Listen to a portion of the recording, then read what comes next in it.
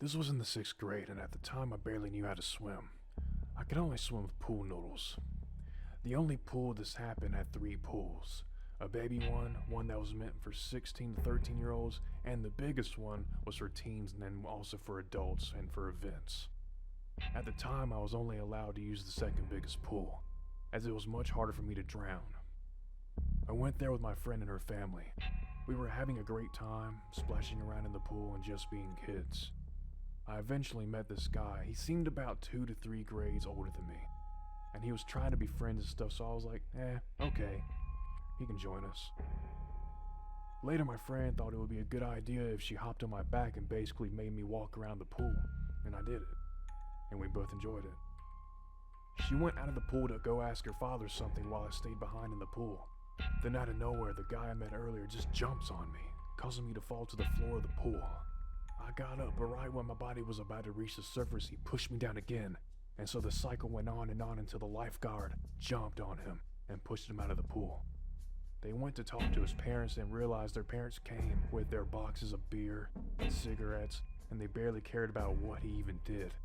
In conclusion, let's not meet Mr. Future serial killer.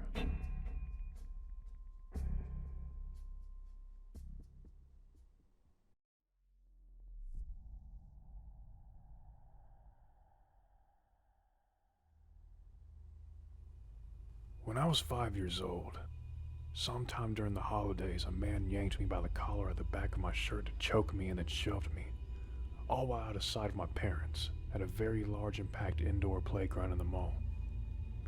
There was a little girl who had a very expensive doll. She was obnoxious, and the only reason I even played with her was because I got to hold the doll baby.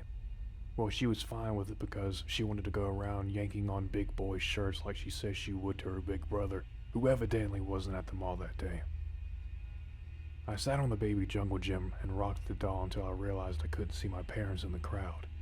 I hopped off to look around for them and spotted my companion right away.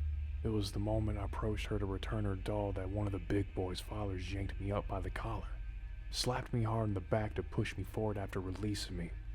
This was one of the first times I felt the wind knocked out of me. He snarled under his breath at us, asking how we bitches like to be choked. I was physically stunned and actually dropped the doll on the ground. If he was watching so hard, why did he attack me and not the girl who was trying to swing on kids? I felt targeted because I did not play her game. I was rocking and feeding the doll. The look of rage in his face I would never be able to forget. He gave us a look of unspeakable disgust, and then looked up at the preoccupied crowd on the bleachers and angrily power walked away. It was gross, but even worse for me. I had never been called a B word before. I didn't tell my parents about the curse word because I felt I'd get in trouble. I ran into my parents between sobs after rounding the corner between the baby and the older kids and the jungle gyms. Security searched them all, but he had obviously been long gone.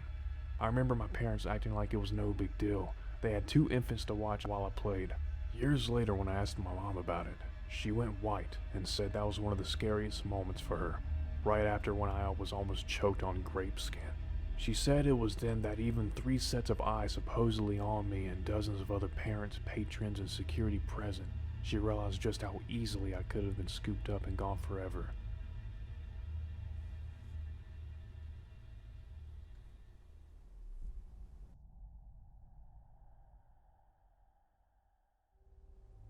Hi, first time posting. See if it gets put up and to see if this is the correct area for my story.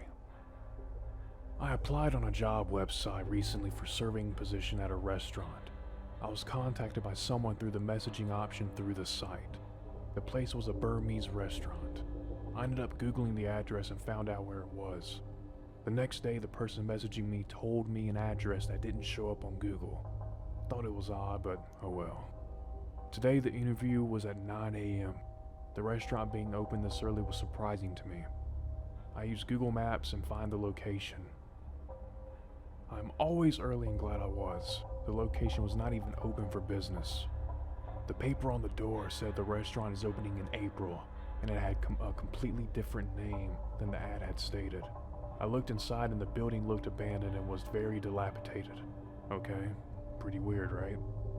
I stand off to the side to scope because I'm having a very Bad feeling that this might be some setup trap to lure a person or girl like me in a place for an attack. Then I notice a man who looks to be high on a stimulant, wearing nice clothing, watching me. He smiles and laughs, then does his bird whistle and goes to the side of the restaurant.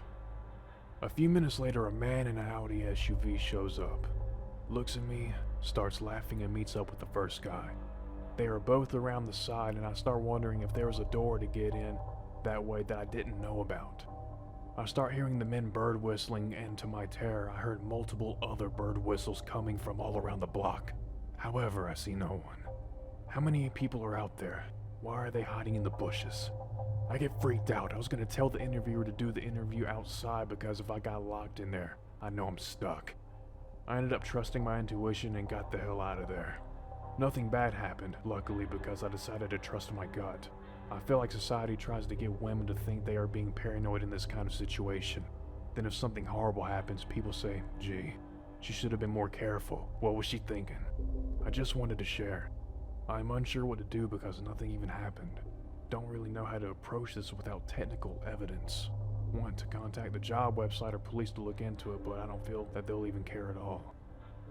So weirdo interviewer at Pretend Restaurant, please, let's not meet.